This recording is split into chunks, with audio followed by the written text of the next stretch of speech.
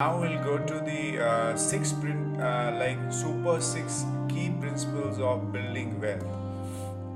So understand the purpose of money. So when you have to understand the purpose of money.